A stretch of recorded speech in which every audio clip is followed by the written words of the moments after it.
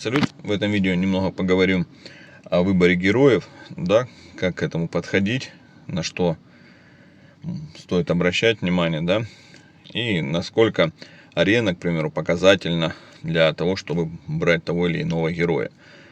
Ну, в первую очередь, если мы смотрим топ арены, да, здесь набор героев приблизительно у всех одинаково. Почему? Потому что топы используют в основном тех героев, у которых самый высокий там процент победы, да, которые приносят им победу, да, занимают они места выше на арене. Они постоянно меняются, плюс-минус этот состав героев, да, в основном там полный набор новых героев, которые вот вышли недавно.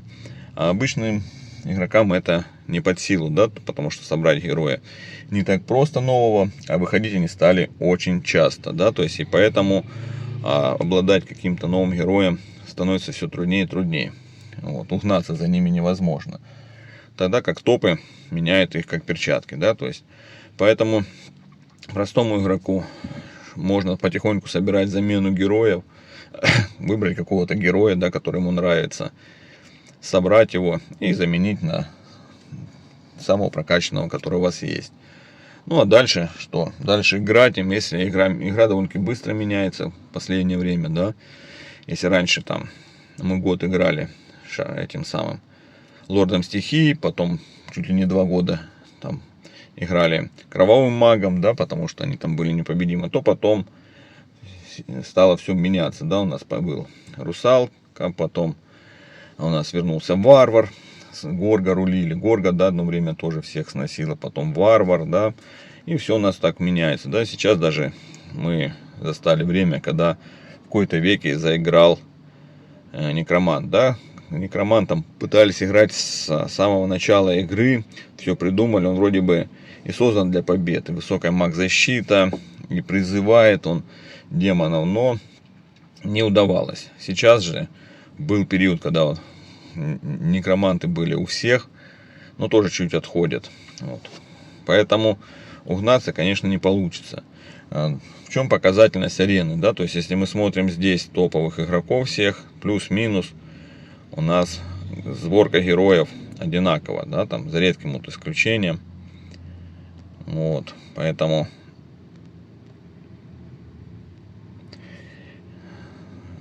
смотришь, играют чуть ли не один в один.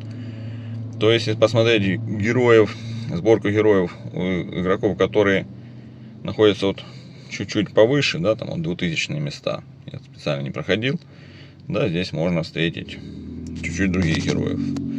Так как у людей, вот человек играет магами, да, то есть, да, у него есть даже рафи, потому что много стрелков. И на его уровне, и на его этапе развития это актуально, да, то есть, и он может, то есть, вокруг всех своих оппонентов побеждать, да, потому что, ну, видно, игрок, у него на открытые новые юниты, машины, и храмы подкачаны более-менее. Человек играет, развивает потихоньку, ну, храмы разные качает, один, второй, третий, ну, это не показательно.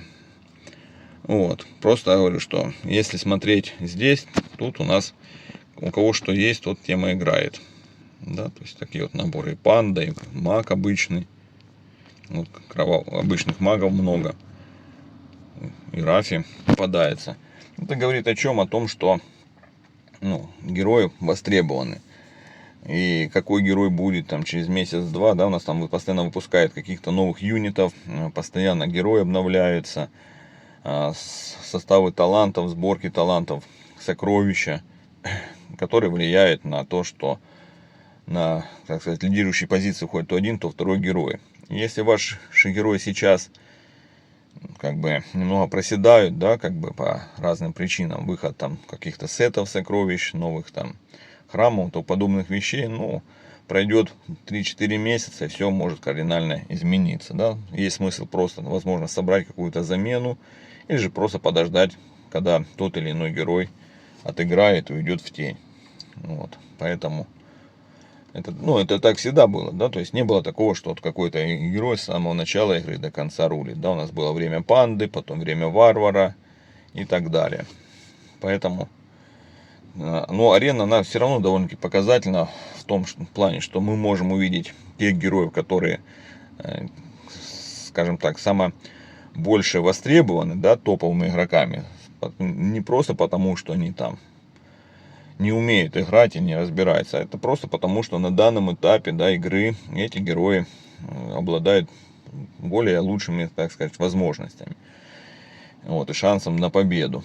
Но если у вас этих героев нет, ну, скорее всего, что и у ваших соперников тоже не такой пул героев. Поэтому нужно смотреть, ориентироваться на тех игроков, да, на арене, которые вас окружают. Если вы там на 500 месте, с 400 по 600 места вы всех там знаете, да, то есть игроки плюс-минус уже давно играющие своих оппонентов знают, да, то есть и на арене вы можете видеть, как развивается ваш соперник, да, с другого сервера, с которым вы периодически там, ну, сейчас опять же все практически с редким исключением в экспедицию играют друг с другом, да, там разброс серверов стал очень маленький, поэтому все друг друга знают, всех соперников знаете и можете смотреть, да, то есть мне вот рассказывал тоже человек, играет, постоянно там побеждал своего соперника, но вот он взял 2 новых героев, поменял, да, и все.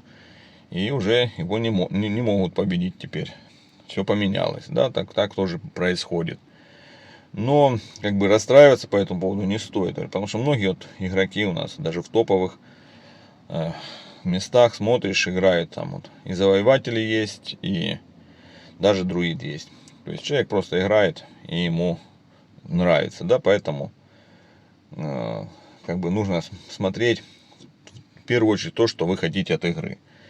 То есть если вы топ, да, который привык побеждать и хочет побеждать, тогда да, тогда стоит обращать внимание на составы героев топовых, тестировать, смотреть.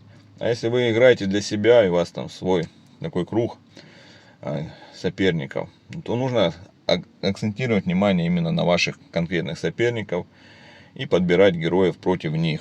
Это довольно-таки просто сделать, да, там по стихиям, ну, если, тем более на невысоких уровнях все-таки стихии еще решают, у более высоких, да, там все время, как бы уже герои или одной стихии, или контрят друг друга, да, то есть как бы полностью, поэтому стихия не так решает. Вот, такие вот моменты касательно арены, того, как на нее стоит обращать внимание или не стоит. Потому что если вы не будете обращать внимание, вы не можете упустить, да, как ваш соперник развивается. Некоторые, наоборот, не играют на арене, да, там не выставляют, скрывают какие-то свои разработки, прокачки. Вот. Но, опять же, это тоже трудно узнать, насколько это действенно, если вы нигде не будете себя пробовать, свои силы, да. И возможно, вы что-то придумаете, оно окажется не рабочим. Поэтому люди на арене и проверяют. Можно, конечно, это в подземелье, там, в пустоши проверять. Да, много сейчас, где можно сражаться, экспедиции, война чудес и другие мероприятия. Ну, как-то вот так. На этом все. Всем спасибо.